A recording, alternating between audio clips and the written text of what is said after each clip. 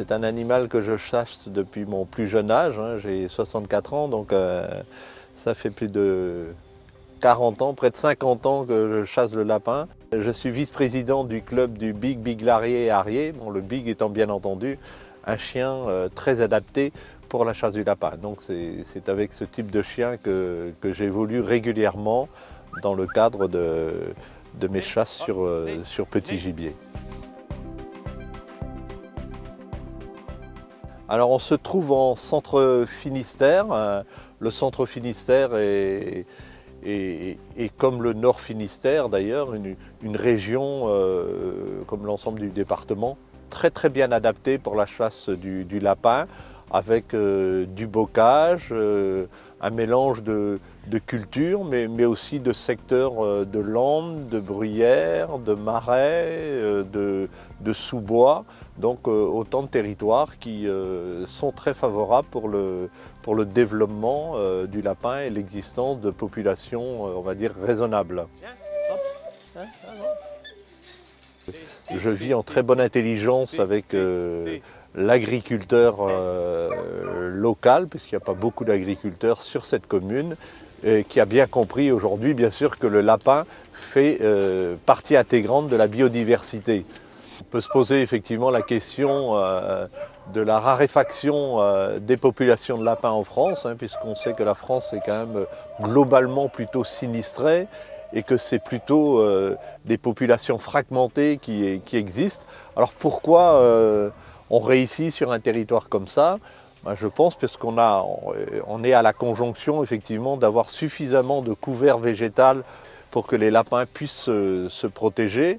Mais au niveau alimentation, vous voyez aussi que c'est des pâtures qui sont régulièrement entretenues, hein, par des bovins, par des chevaux, et que le lapin, pour qu'il se développe, il ne faut pas une nourriture non plus trop riche, ni trop abondante. Il est très sujet notamment à la coccidiose, et dès que les terrains, on va dire, sont très entretenus, on a des populations de lapins qui peuvent se développer de manière très favorable.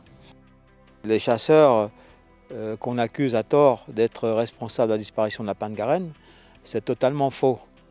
Et il est vrai qu'il y a une cinquantaine d'années, il y avait des lapins de Garenne partout. Il y avait plus de 2 millions de chasseurs, et aujourd'hui on est 2 fois moins, et il n'y a pas de lapin de Garenne. Il y a plusieurs phénomènes concomitants qui ont contribué à sa disparition, non pas le prélèvement à la chasse. Pour nous, c'est l'apparition de maladies qui ont frappé cette espèce, en l'occurrence la myxomatose introduite par le docteur Delisle en 1952, puis ensuite d'autres maladies émergentes sont arrivées, mais en même temps il y a aussi la disparition des biotopes, parce que l'agriculture française, qui était une agriculture familiale il y a 50 ans, est devenue une agriculture, disons, intensive, exemple en Bretagne, arasement de talus, etc., à des parcelles beaucoup plus grandes qu'avant, et donc cela fait que le lapin de Garenne n'a pas pu se développer comme il le faisait auparavant. Là, par exemple, c'est des souches qui ont été entassées. Hein, quand l'agriculteur a démoli une haie, il a entassé des souches et ça a été favorable au développement du lapin. Là, il n'y avait pas de terrier avant. Et voilà, il y a donc un terrier qui s'est développé avec différents étages. Hein. Ce qui permet au lapin, quand c'est très humide en bas, d'habiter un étage d'un niveau supérieur, par exemple, hein, où il sera plus au sec. Et en fait, compte, l'habitat du lapin, c'est son terrier. Dès qu'il est en danger, il vient se réfugier dans son terrier contre les prédateurs, contre les chasseurs. Suite aux menées de chiens, son réflexe sera toujours d'aller dans le terrier. Donc c'est vachement important.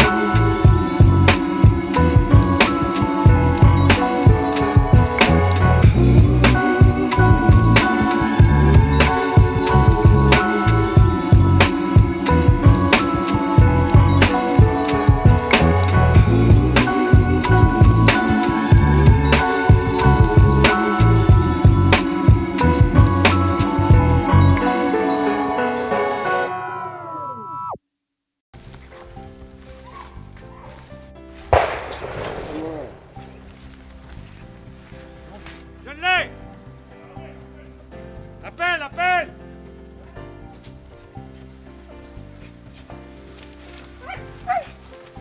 Là, dans le chemin! Attends! Ah, non, c'est pas bien ça. Je l'ai. Les chiens sauvages. Ils prennent où ce chemin? Ils reviennent de là. Ouais. Ils chopent. C'est bien, mes chiens, c'est bien. Il y en a un qui le chope, je sais pas lequel. Venez voir. Venez voir. Là, arrête. Venez voir. Non, merde, je me trompe. On va répéter.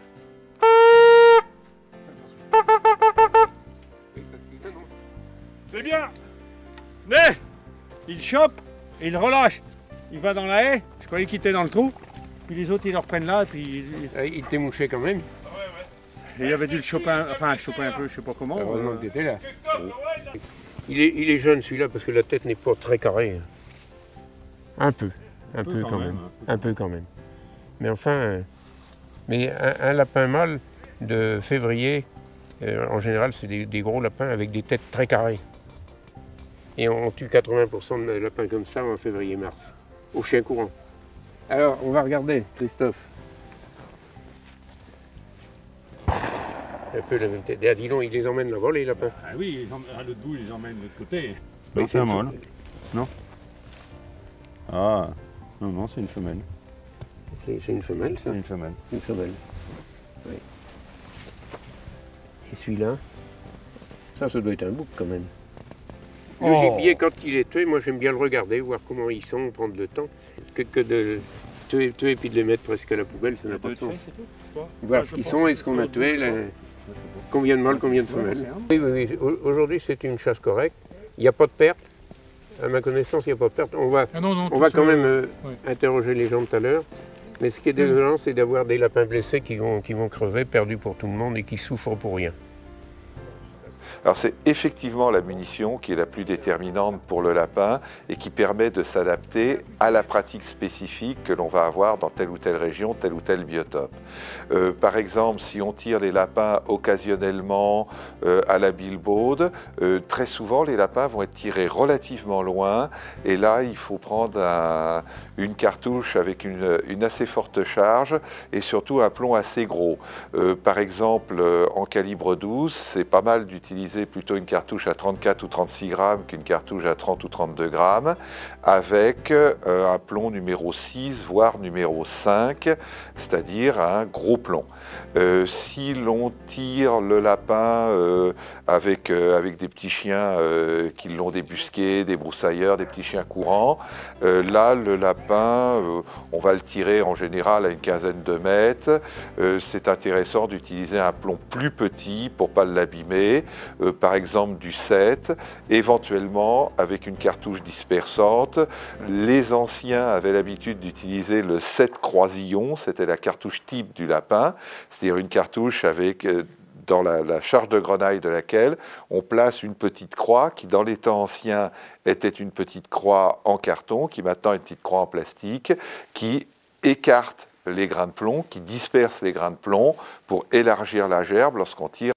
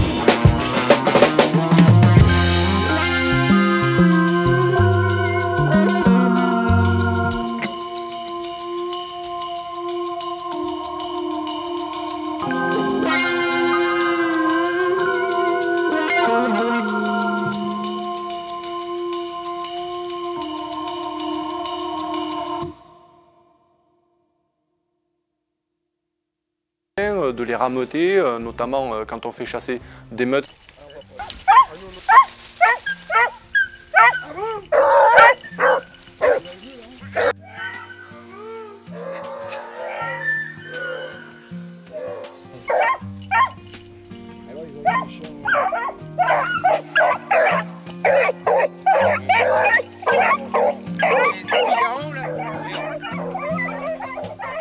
Le port du gilet fluo à la chasse du lapin, oui, ça me semble assez utile, pour ne pas dire crucial.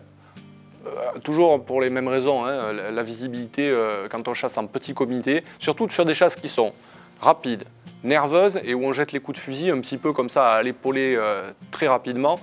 Je pense que le port des effets fluo, en attendant que les fédérations le rendent obligatoire pour toutes les chasses, parce que c'est un mouvement de fond qui est en train de se produire un peu partout en France, elles sont parties des chasses collectives du grand gibier, ces équipements fluo sont partis de là, et ils sont en train de s'étendre, notamment aux chasses de la perdrix en plaine, ils vont s'étendre, je pense, aux chasses en petits groupes comme celle du lapin ou du lièvre.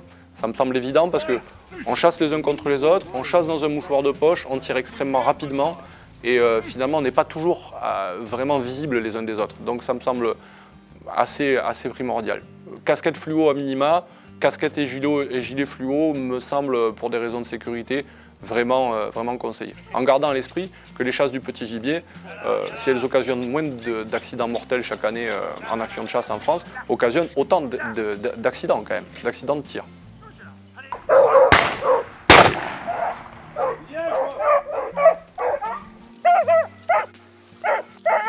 Il est reparti. Appelle les chiens. Par là-bas. Je l'ai touché. Je m'en doutais qu'il serait sorti là. Là. Dawet. Ah ben là, Marcel. Dawet. C'est où? Par où là? Là, il... Là, touche là, David. Oui, David.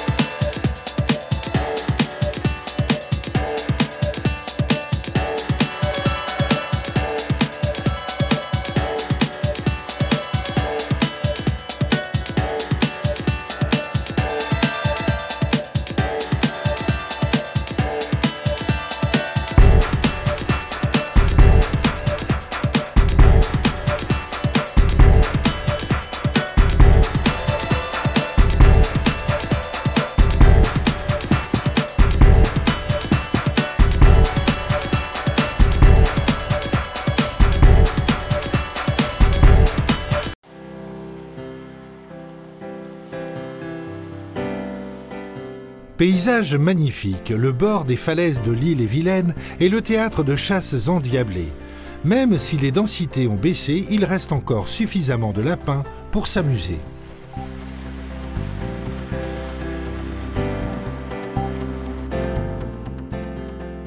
Ici, ça a été le paradis des lapins, où il y avait des centaines et des centaines de lapins, où on venait de 20 ou 30 km aux alentours pour tuer des lapins à longueur de jour. Il reste malheureusement peu de lapins.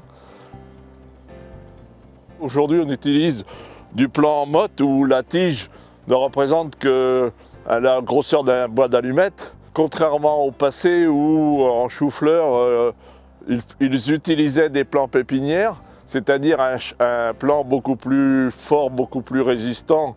Et forcément, le lapin a beau jeu de cisailler ce type de plant, et forcément les producteurs, et on peut les comprendre, économiquement, ce sont des pertes sèches.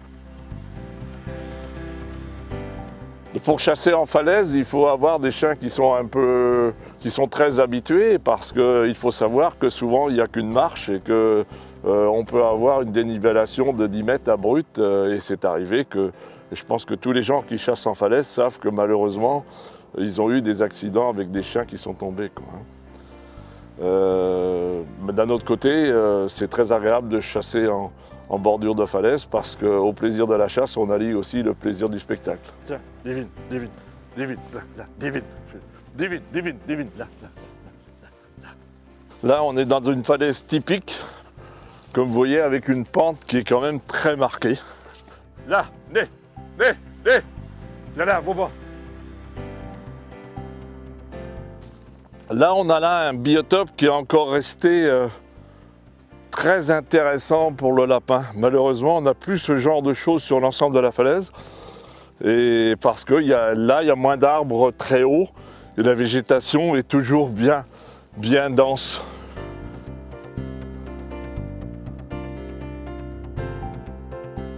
Ici, compte tenu qu'on est une petite société, on essaie de faire une pression limitée des prélèvements pour bien essayer de gérer notre population et espérer le retour normal du lapin. Un retour normal qui soit un bon compromis entre le plaisir de chasseur et pas trop d'incidences négatives pour les producteurs.